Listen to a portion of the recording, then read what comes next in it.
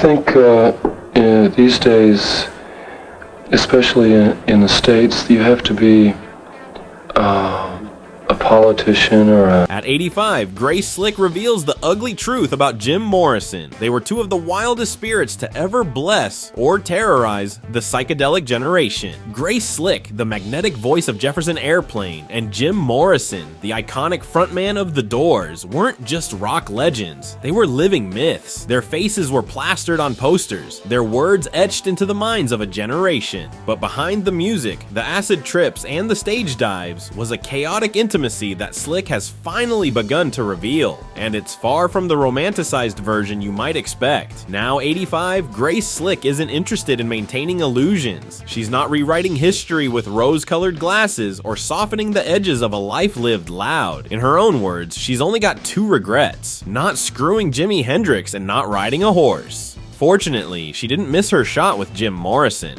though, according to her, the experience wasn't quite as legendary as you might think. Their chaotic chemistry wasn't scripted, and it didn't follow the rules. There was no candlelit dinner, no backstage whisper that turned into a slow seduction. Their worlds collided the same way all things did in the 1960s: fast, loud, impulsive, and high. By 1968, Jefferson Airplane and The Doors were both at the height of their powers. They were leading the charge in the West Coast rock scene, preaching freedom, revolution, and psychedelic transcendence. So when both bands found themselves on tour in Europe, it was only a matter of time before fate, or something far weirder, threw them together. But people find it a little incongruous that a lady who is into something like the rock scene would be a graduate of a finishing school, if that's what you call Finch is a diving board for that sort of thing. They met in passing, shared stages, shared substances, shared moments, and then came the night. Slick knocked on Morrison's hotel room door in London's Belgravia district. It wasn't love. It wasn't even lust, really. It was curiosity. It was adrenaline. It was what the rock and roll lifestyle was all about, collecting stories like war wounds and bragging rights. Morrison let her in without hesitation. What followed was a blur of passion, laughter, strawberries, and mess. Literal mess. They smeared the fruit on each other and the hotel walls like two overgrown kids lost in a surreal playground of flesh and fruit. It was insane, Slick recalled. It was funny, ridiculous, strangely sweet, and then it was over.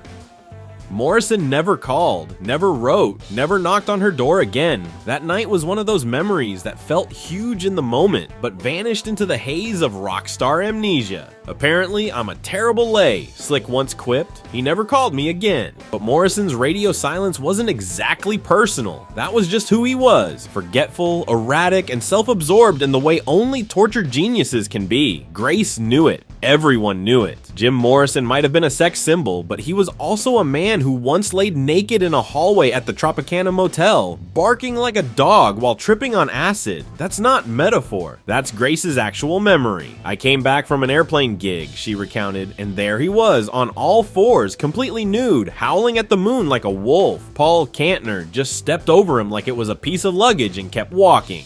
To call Morrison a mess would be an understatement. He was an explosion in human form, unpredictable, magnetic, and entirely incapable of stability. And yet, women flocked to him. Men wanted to be him. He was the poster boy for the counterculture's beautiful decay. And Grace, she was his equal, or as close as anyone ever came. Unlike Morrison, Grace survived. She danced on the edge but never fell. She dropped acid, drank, raged, and sang until her voice ripped apart. But when it was time to get off the ride, she did. She got sober when her daughter was born. She walked away from the stage and into art studios. She took the madness of the 1960s and turned it into brush strokes. She turned her stories into memories, some wild, some painful, all vivid. Jim Morrison never got that chance. He died in 1971, alone in a Paris hotel room at the age of 27. No autopsy, no closure, no warning, just gone.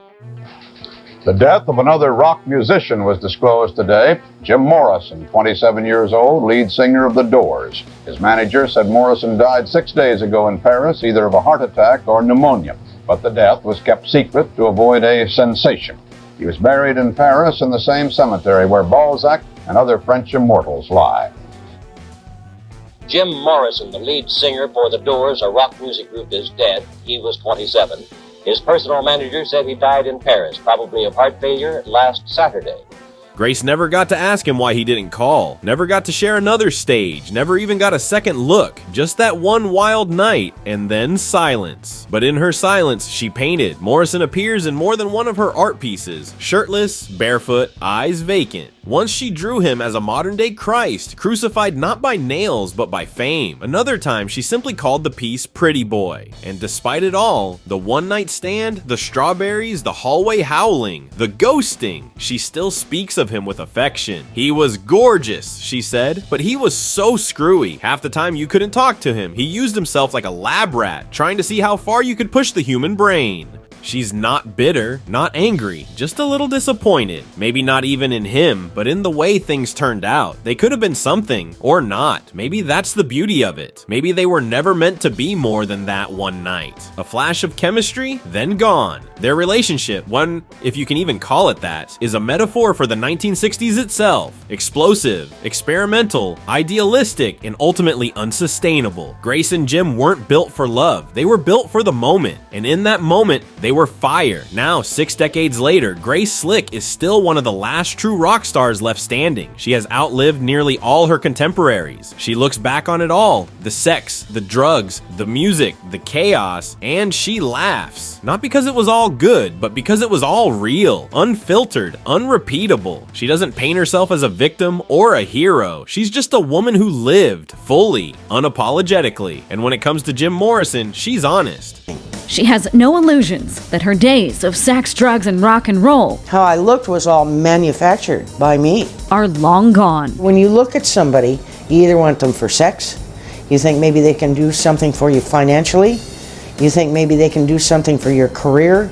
Said old people can't do anything for you. I liked Jim. Most women did. She told Louder Sound he was beautiful, but he wasn't built for the real world. And maybe neither of them were. Maybe that's why their story, short, strange, and unforgettable, still matters. So what do you think? Was Jim Morrison a misunderstood genius or just a ticking time bomb? Was Grace Slick a free spirit or the last sane voice in an insane scene? Or were they both just two people trying to find something real in a world made of hallucinations and headlines? Let us know in the comments.